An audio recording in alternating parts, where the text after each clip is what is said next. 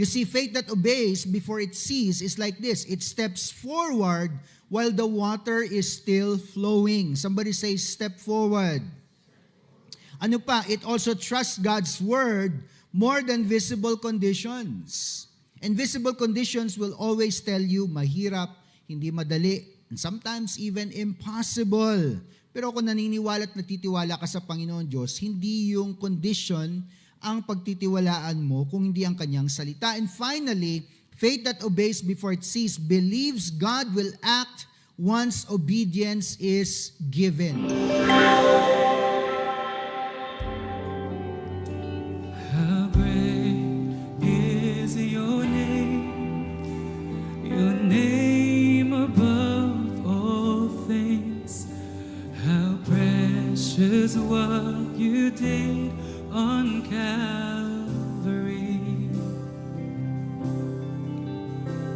Oh, I will trust in you, whatever comes my way, and you always hear our every prayer. God will move the mountains, heavens will be open, everything is possible for you, God. We will shout your greatness forever.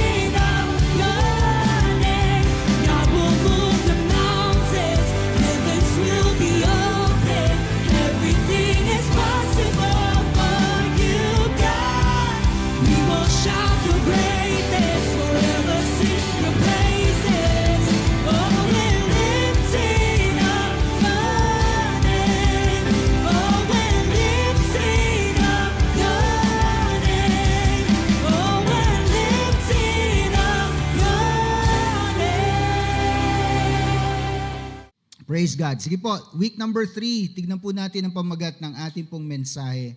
When faith must move first. So, ibig sabihin, kailangan muna niyang kumilos bago po makita ang inaasam o ang pangako ng Panginoon Diyos. Our opening statement says, many people believe in God. Totoo naman po yan. And many even agree with God, but faith is not fully revealed until it moves. Pwede kong sabihin na may pananampalataya ako, pwede kong i-convince ang sarili ko, o pwede ko i-convince ang ibang tao, pero hanggat hindi ito nakikita sa pamamagitan ng pagkilos, hindi talaga ito totoo. Hindi mo talaga masasabi na legitimate ang ating pananampalataya. In fact, in Scripture, faith rarely receives clarity before obedience. Makikita natin sa mga tao kung saan kumilos sila ng may pananampalataya, it was sometimes just a word or an instruction. Pero yung kabuuan, hindi pa talaga nilalatag ng Panginoon Diyos. And more often, clarity only comes after the step has actually been taken. And even sometimes when we have actually taken the step, minsan hindi pa rin ganun kalinaw. Kaya nga lagi ko po sinasabi, ang pinakamalinaw lang talaga pagdating sa buhay natin ay yung hindsight. Kasi tapos na o naganap na ang mga bagay-bagay. And after considering everything, it is only then that you come up with the right conclusion kasi tapos na siya. But we cannot live by hindsight alone. Tama, di po ba? Because we move forward into the future. Hindi naman tayo nabubuhay pabalik sa ating past. So and that is why we need greater faith. Kasi sa 2026, malalaking mga bagay ang hinahanda ng Panginoon para sa atin at ayon sa nakatakdang oras, gusto niyang ibigay ito. Pero kung hindi naman tayo ready to receive it, we will not be able to enjoy it or even manage it or maybe even receive it properly. Sabi dito, faith that waits to see before it actually obeys is really not faith. Ang tawag daw dyan ay preference or maybe personal preference. Ibig sabihin, ikaw yung nagde-determine kung paano siya at ano siya. And that's not the way God moves. At alam naman natin, ang Diyos, He is what? He is omnipotent, omnipresent, and omniscient. Ibig sabihin, lahat ng bagay na pinaplano niya para sa atin ay higit sa ating kakayanan na maintindihan or makomprehend. So let's break down our discussion or our talk ngayon pong araw na ito. Sabi mo nga sa katabi mo, handa ka na ba? Unang-una, alam natin ito, faith is action. Somebody say action. Sa pelikula po, pag nag-shoot ang team, ang production team, ang director, kasama mga cameramen, sinasabi ang mga salitang lights, camera, action, di ba? Pero pag nag-shoot po kami dito sa Cornerstone, di na namin ginagawa yun eh. Para kasing, alam mo yun, para napaka-awkward na nasisigaw ko pa ng lights, camera, action. But we know when we hear the word action in that sequence, ibig sabihin may dapat mangyari. Yung mga actors dapat kumilos, yung mga cameramen at yung iba pang kasama sa production, kailangan nilang gawin ang kanilang part para yung scene o kaya yung part ng pelikula o ng palabas o ng commercial na gusto pong kunan ay makunan po ng maayos. Ganun din pagdating sa pananampalataya. Sabi sa James chapter 2 verse 17, in the same way, faith by itself, if it is not accompanied by action, anong sabi? It is dead. So malinaw na malinaw. Ibig sabihin, you can tell yourself, convince yourself, I have faith, I believe in God. Pero kung hindi nagre-result sa action, patay din po ito. Ibig sabihin, at the end of the day, baliwala siya. In the book of James, or in this particular scripture na binasa natin, James is not saying faith and works are competing against each other. Hindi po ganun ang sinasabi niya. What is he saying? He is saying genuine faith o yung totoong pananampalataya expresses itself through obedience. At syempre, unang-una, kailangan manggaling ito sa salita ng Panginoon Diyos. When we say we have faith, we're really saying, I have faith in God and I have faith in His Word. Pagdating sa salita ng Diyos, tinuro natin, sabi natin, it is both logos and rhema. Pag sinabing logos, yun yung nakasulat na salita. That is why we have the Bible. Pag sinabi naman rhema, nakabase rin ito sa salita ng Diyos, kaya lang ito yung idea, yung thought o yung actual words ng scripture na binibigay sa'yo ng Lord bilang inspiration, encouragement, or instruction sa panahon na kailangan mo ito. So we need both. That is why we need to read God's Word and we really need to listen to the voice of the Lord kasi marami siyang kaparaanan na pwedeng mangusap sa atin. Even right now, maybe you're going through a difficult time in life. Tapos, may nire-rema or may nire-remind ang Lord sa iyo galing sa kanyang salita. So you do not come up with such thoughts or words or ideas kung hindi ang Lord ang nag-impress ng bagay na ito sa iyo. Pero sabi dito, faith believes God's word. Dapat wala ng ibang paniwalaan pa. And finally, obedience now responds to that word. So una muna, faith is triggered kasi may salita na buhay at totoo na nangusap sa iyo at kung ano man ang instruction na kasunod nun, kailangan natin gawin. Because when faith remains only internal, nasa loob lang, it becomes stagnant. Walang nangyayari sa kanya. Walang growth. We talk about growth, hindi po ba? And living faith always moves outward into action.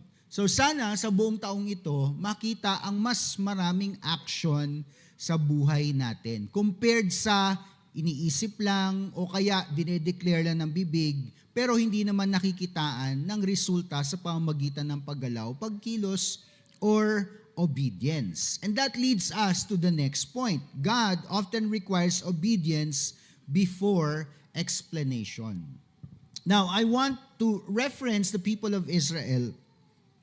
In Joshua chapter 3, wag mo natin pakita yung scripture dyan. In Joshua chapter 3, the people were now about to cross the Jordan River into the land wherein pinangako sa kanila ng Panginoon Diyos. Ito yung land na itinalaga ko para sa inyo, a land flowing with milk and honey. So familiar naman tayo sa crossing of the Jordan River, right? Medyo similar at yung circumstances sa crossing of the Red Sea. Kaya lang sa Red Sea, ang bida doon, syempre si Moses and the people of Israel were at that time, coming out of Egypt. Ito naman, malapit na sila sa Promised Land, tatawid na sila. And a different body of water is a challenge that is before them. Noong una, Red Sea. Ngayong pangalawa, the Jordan River. Now, 3 araw na po sila dun sa pangpang ng Jordan River, awaiting the word of the Lord. Nagsalita ngayon ng Panginoon dyan at sinabi, sanctify or consecrate yourselves because tomorrow God is going to do amazing things. Yun yung sinabi ng Panginoon Diyos without explaining yet what was going to happen or what was going to transpire. Now, did the people of Israel consecrate themselves? Did they sanctify themselves? Yes, they did. Ibig sabihin, sumunod sila sa Panginoon Diyos. Now, as we continue on with, our PowerPoint, in Joshua 3:13-17, ito pala kasi ang mangyayari. And as soon as, this is the Lord saying, sinasabi niya sa people of Israel and to Joshua, and as soon as the priest who carried the ark of the Lord of all the earth, set foot in the Jordan, its waters flowing downstream will be cut off and stand up in a heap. Tuloy natin. So when the people broke camp to cross the Jordan, kasi ito yung mga naging instruction mauuna yung ark, sabi ng mga leaders. Umikot sila sa buong Israel. Pag nakita ninyo na kumilos na yung ark, you are to keep a certain distance from it. Kailangan makita ninyo na kumilos ang ark bago rin kayo kumilos magmula sa inyong mga kinalalagyan. And now the time has come. Sabi dito, the people broke camp to cross the Jordan. The priests carrying the Ark of the Covenant went ahead of them. So nauna ang Ark of the Covenant carried by the priests. Now the Jordan is at flood stage all during harvest. Now that's an important and very, very significant detail para sabihin na malalim ang tubig ng Jordan at matindi ang pagragasa nito. Now bakit? Because during harvest season, ibig sabihin umiinit na yung panahon, yung ice coming from Mount Hebron is melting. Tapos syempre, kung may kasama pang mga pag-ulan, nakakadagdag ito doon sa volume ng tubig na umaagos po sa Jordan River. And because of this, hindi siya madaling tawirin. At some point of the year, lalong-lalo na siguro at the height of winter, mababa siguro ang tubig kasi hindi ganun katindi ang pag-agos ng tubig. So it would be easier to cross to the other side. Pero sabi rito, yet as soon as the priests who carried the ark reached the Jordan, and their feet touched the water's edge, the water from upstream stopped flowing. Si Lord, at this time, di ba, may ginawa, di ba, ang kauna-unahang flood control project and he was successful. Walang anomalya, walang anumang bagay na may kukwestiyon. And he was truly successful kasi gaano kalayo po yung tubig. It piled up in a heap a great distance away at a town called Adam in the vicinity of Zarethan. Now, I made the research from the point of the river kung saan tumigil ang mga Israelites para mag-cross. In Adam and in the vicinity of Zarethan, gaano kalayo yon? That was about 25 to 35 kilometers away. So kung kayo po ay madalas mag-travel, you may have an idea how far 25 to 35 kilometers is magmula dito kung saan po tayo nakikinig or nanonood ng ating pong service. So it's far, di po ba? Malayo. Ganun daw kalayo na pinigilan ng Panginoon Diyos ang tubig. While the water flowing down to the sea of the Araba, that is the Dead Sea, was completely cut off. So the people crossed over opposite Jericho. The priests to carry the Ark of the Covenant of the Lord stopped in the middle of the Jordan and stood on dry ground, while all Israel passed by until the whole nation had completed the crossing on dry ground. Now, did God explain that was what's going to happen nung sinabi niya, consecrate yourselves because tomorrow I am going to do amazing things among you? Wala siyang sinabi. Pero ginawa ng mga Israelites yung kanilang part to obey the Lord. You see, God does not remove the obstacle first. You can pray and ask, Lord, tulungan mo ako. Lord, i-rescue mo ako. Pero minsan, hindi daw inaalis ng Lord yung mga sagabal o hadlang because He requires obedience in the presence of the obstacle. If I ask you to do something as you pray and ask of me for my deliverance, sabi ng Panginoon, gawin mo muna at saka mo makikita yung miracle. You see, faith that obeys before it sees is like this. It steps forward while the water is still flowing. Somebody say, step forward. Ano pa? It also trusts God's word more than visible conditions. And visible conditions will always tell you, mahirap, hindi madali, and sometimes even impossible. Pero kung naniniwala at natitiwala ka sa Panginoon Diyos, hindi yung condition ang pagtitiwalaan mo kung hindi ang kanyang salita. And finally, faith that obeys before it sees believes God will act once obedience is given. Kaya nga po para po sa akin, yung obedience talaga, yan ang isa sa pinaka-challenging na part ng greater faith. At actually, last week when I got the opportunity to speak in another church, sa kanila din pong event, it was like their vision casting event para sa kanilang buong network. Isa po sa mga bagay na sinabi ko, obedience is actually the victory. Obedience is actually the breakthrough when God asks you to do something. And what I was referring to was in sowing and reaping, it is not the harvest that is the breakthrough.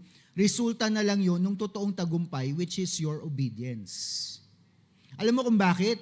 Kasi pag nagtanim ka o sumunod ka, hindi mo na alam kung paano kumikilos ang Panginoon Diyos. That is beyond you. Ang kaya mo lang talagang i-control ay yung obedience part. Tama, di ba? That's the only thing under your control. That's the only thing that you can manage. After that, it's all supernatural. It's all miraculous. And that part is up to God. At hindi na natin pwedeng i-dictate kung paano at ano ang magiging resulta ng pagsunod natin sa Panginoon Diyos. And that is what faith is. It obeys and believes confidently that because I did what you asked of me, Lord, you will move heaven and earth kung kinakailangan para sa aking kapakanan. Next, obedience, and that is why it is challenging, may feel unreasonable. Ano po ba ang unreasonable sa Tagalog? Hindi makatwiran. O pwede rin nating palitan, hindi maintindihan. Diba? Unreasonable. Bakit? Here's one example. Luke chapter 5, verse 4 to 6. When he had finished speaking, he said to Simon, put out into deep water and let down the nets for a catch. So bago kasi dito, while Jesus was walking on the edge of the lake, nakita siya ng mga tao, di ba? And because he has become popular with his teaching, signs, miracles, and wonders that he has performed, nakita siya ng mga tao, they started to gather around him. But they were crowding him. And they were pushing him into the water. Kasi nga, gusto nilang mapalapit sa kanya eh. Gusto nilang marinig, di ba? O gusto nilang mahawakan si Jesus. So he found this boat belonging to Simon Peter. He got into that boat, right? Ginamit niya itong stage. So sabi niya, medyo ilayo mo yung bangka sa sa pampang para may distance between me and the people so that I can talk to the people. So basically, yun na yung situation. Natapos siya magsalita, sabi niya, now put out into deep water and let down the nets for a catch. Simon answered, Master, we've worked hard all night and haven't caught anything, but because you say so, I will let down the nets. Now, the interesting part is this, di ba? By trade, this should be true. Jesus is a carpenter kasi ang tatay niya carpenter. Si Simon, ang pamilya niya ay mga mangingisda. In fact, they may have a great industry, in fishing. They're not ordinary fishermen. Medyo nakakaangat sila pagdating sa iba. A carpenter is telling a fisherman, let me teach you how to fish. Medyo parang insulting, di po ba? Kung baliktarin natin, sabihin ng fisherman, si Peter sa isang carpenter, let me teach you how to do carpentry. Parang hindi rin tama. Right? When you refer to somebody and you want their expertise, you want them to give you, the ideas. You want them to give the instructions kung paano gawin ang isang bagay. But this time around, yung carpenter ang nagsabi sa fisherman, put out into deep water. Pero anong sabi nila? Master, we worked hard all night and haven't caught anything. Kasi apparently, it is better to fish at night kasi medyo still ang mga isda, natutulog din sila kahit paano. And they are not, because their other senses like their sight is partially blinded, mas madali silang hulihin. Pero sabi dito, umaga na, maliwanag na, binigyan sila ng instruction ni Jesus, sumunod si Peter, but because you say so, I will let down the nets. When they had done so, they caught such a large number of fish that their nets began to break. Grabe, di ba? I do not know why you're telling me this. I do not know, God, why you are giving such instructions. Based on my experience, parang hindi naman uubra yan o hindi naman gagana yan. Pero, sumunod tayo. Nung sumunod tayo, I guess we've already had experiences kung saan, di ba, nakita natin, na-realize natin, His ways, His thoughts are higher than ours. Obedience is not always logical, cannot be explained. But definitely, ito po ang powerful dyan. It is relational. Somebody say relational. Rooted in trust and not just understanding. When your friend says, akong bahala sa'yo, at tiwala ka talaga sa kaibigan mo, you'd love to hear those words, right? Ibig sabihin, bahala siya sa'yo. Kung ano man ang sitwasyon, ano man ang usapan, you know your friend is going to be there. Unless yan yung friend na, alam mo yon, wala pa talaga na patunayan sa'yo. Pag sinabi niyang bahala sa'yo, alam mo na yon, lalo mo ikasasama. But when you hear the words, akong bahala sa'yo, I will take care of you. It is an assurance. Without explanation, without detail.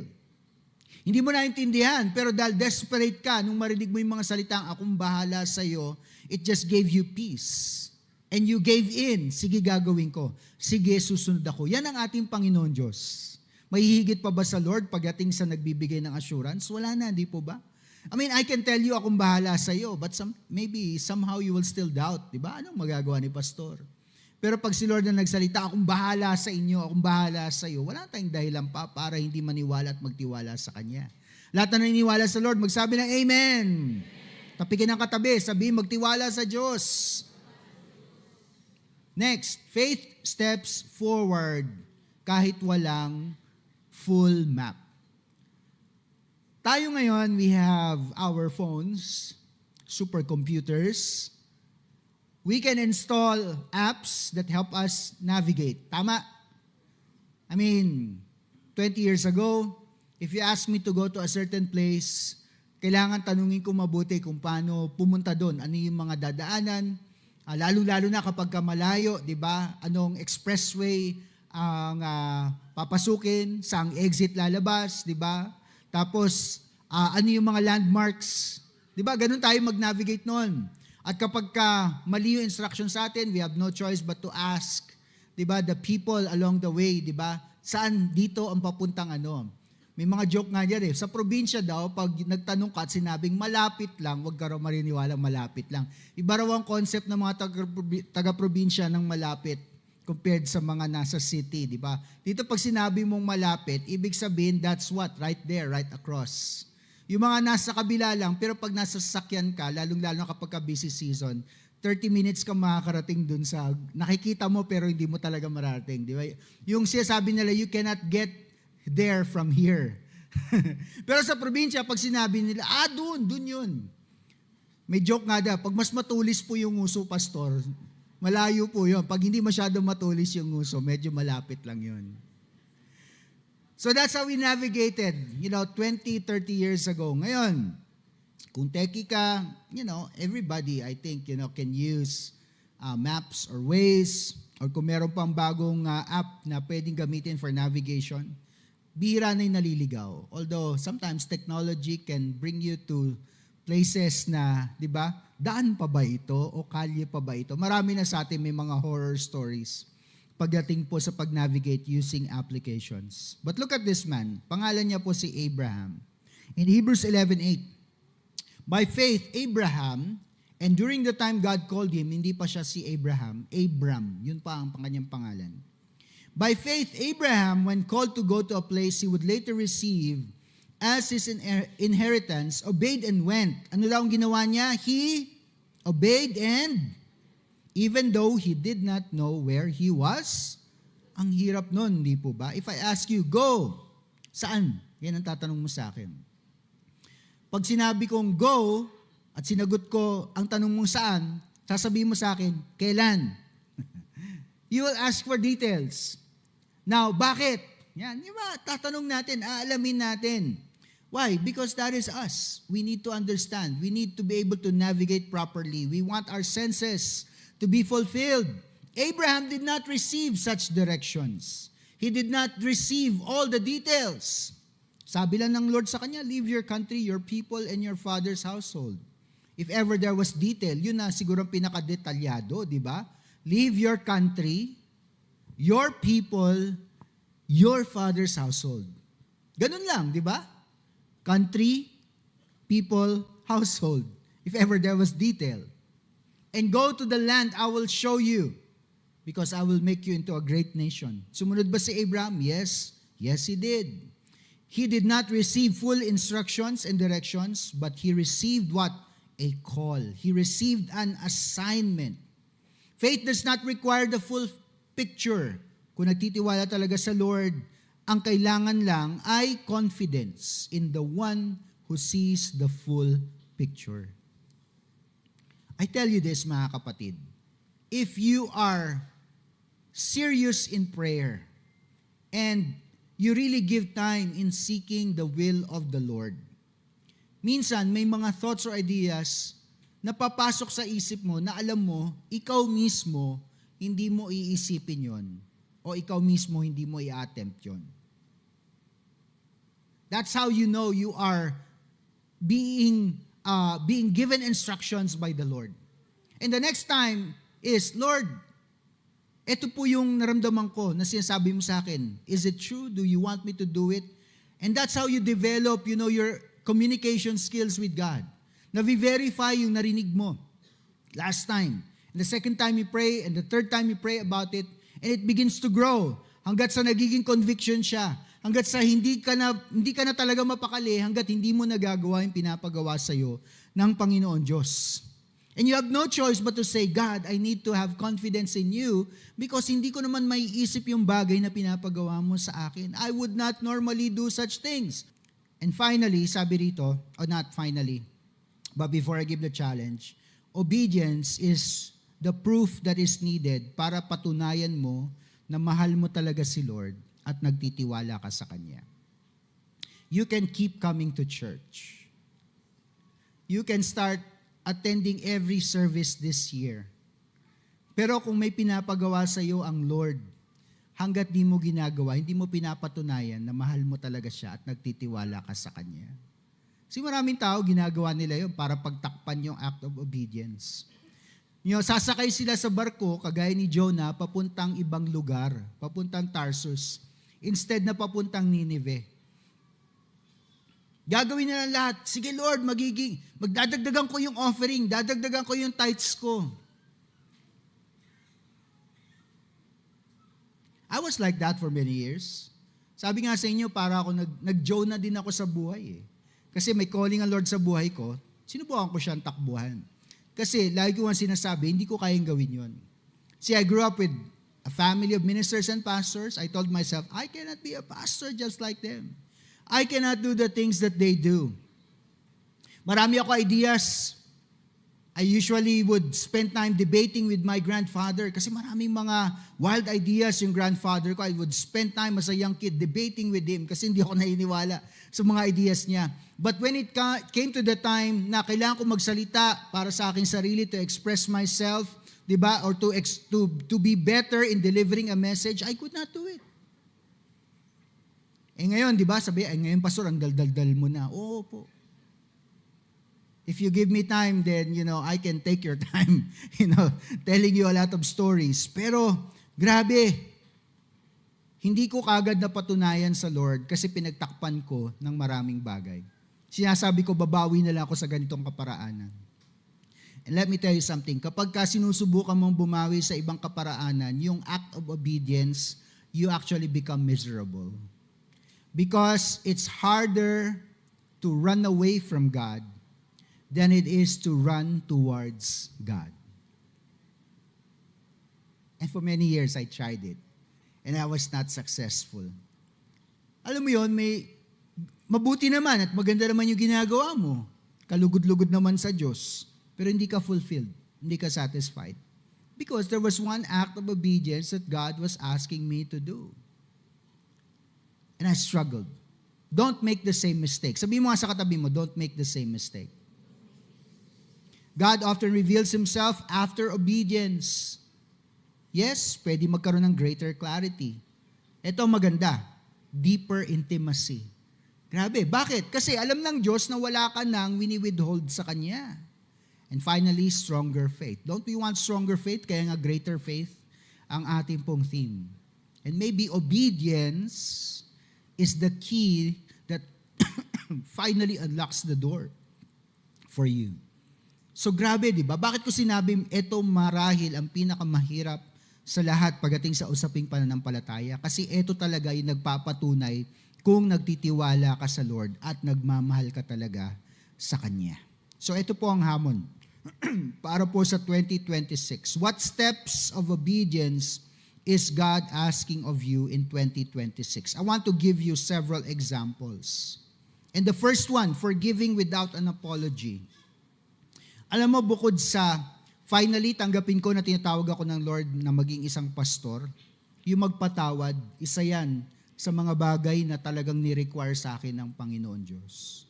I would go to services and the topic had nothing to do with forgiveness, pero nakaupo ako sa upuan, saan man, yun ang nilalagay ng Lord sa isip ko, magpatawad ka muna. Forgiving without an apology. Alam mo, pag ganito ang approach sa yung tao, alam mo, pwede bang, gusto kong humingi ng paumanin sa'yo kasi nagkamali ako. Na kung may sama ka ng loob, ang daling magpatawad, di po ba? Tama ba? Di ba? Kasi nag-apologize sa'yo eh. So pwede mo sabihin, sige, I forgive you. Paano na lang pag walang apology? Paano ka magpapatawad? Now here's the thing. Ang magpatawad, it's not about the other person. Ang magpatawad, it's about you. Kasi ikaw yung dinidil ng Panginoon Diyos. Giving without financial certainty. Naku, yan ang matindi.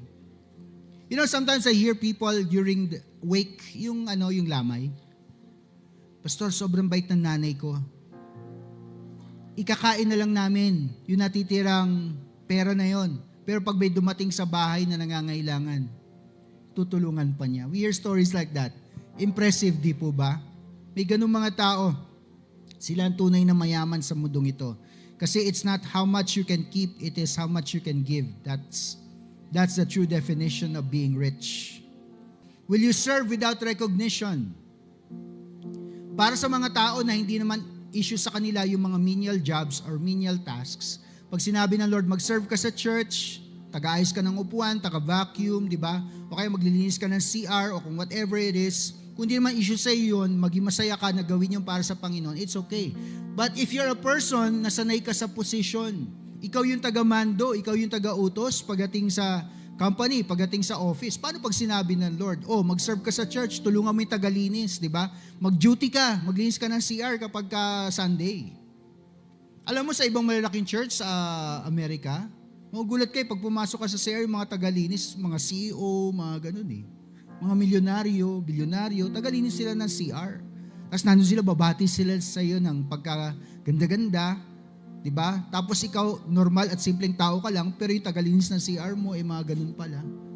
Kung issue para sa atin yung ganun, baka hindi ka makapaglingkod nang hindi ka nare-recognize. Hindi ka napapalakpakan, hindi ka napapasalamatan. How about this? Stepping into a calling without confidence. Bakit walang confidence? Kasi baka hindi mo alam, hindi mo napag-aralan, hindi ka naturuan. Maybe God simply calls you, pray for the sick person. Lord, paano pag pinag-pray ko at namatay pagkatapos kong pinag-pray? O kaya, paano pag ang calling ganito? Mag-share ka ng gospel sa Kanya. Lord, isang verse lang alam ko, John 11:35. Jesus wept. Paano siya mabuborn again pag yun lang ang alam ko? But God is saying, God is calling, di po ba? Or how about this? Trusting God with an unresolved future or even unresolved issues sa buhay. Lord, magka-counsel ako sa Kanya, wasak nga ang buhay ko. Paano na lang pag yung demonyo sa akin lumipat sa Kanya? Di dalawa na kaming possess. Huwag kayo maniniwala sa ganun kasinungalingan ng kaaway yun. Kaya ka nga sinasabihan ng Lord, kausapin mo siya, encourage mo siya, kasi at the same time, dinidil ka rin ng Lord. Yun kasi nangyayari doon. Final statement, the Jordan does not part at the shoreline of intention. Shoreline of intention is simply like this. Kung nandiyan ang tubig, nandito yung dry land, nakatayo ka lang at tinitignan mo yung tubig. But because you want to get to the other side, tinitignan mo lang, ang ganda ng tubig, no? O kaya ang ganda-ganda sa kabila, baliwala yan. Paano ba mahahati ang tubig o paano ba mawawala ang tubig sa harapan? It parts at the point of obedience. Ibig sabihin, you actually need to step on the water and start walking. Minsan yun ang challenge Pagtapak mo, hindi ka agad nawala yung tubig. And it takes a few more steps. Minsan, kailangan pang medyo lumalim-lalim ng konti bago actually may mangyaring milagro ng Diyos. Pero ang punto rito ay nangyayari ang lahat o ang susi para buksan ang lahat, walang iba kundi obedience. Kaya sabihin mo na sa katabi mo, sabihin mo kaya't sumunod ka na sa Diyos. Mga kapatid, that's our greatest challenge in 2026. I hope all of us, pagdating ng panahon, di ba, i-acknowledge ng Panginoon, kagaya ng pag-acknowledge niya kila Abraham. Acknowledge for their faith and acknowledge for their trust in the Lord. Bow your heads with me.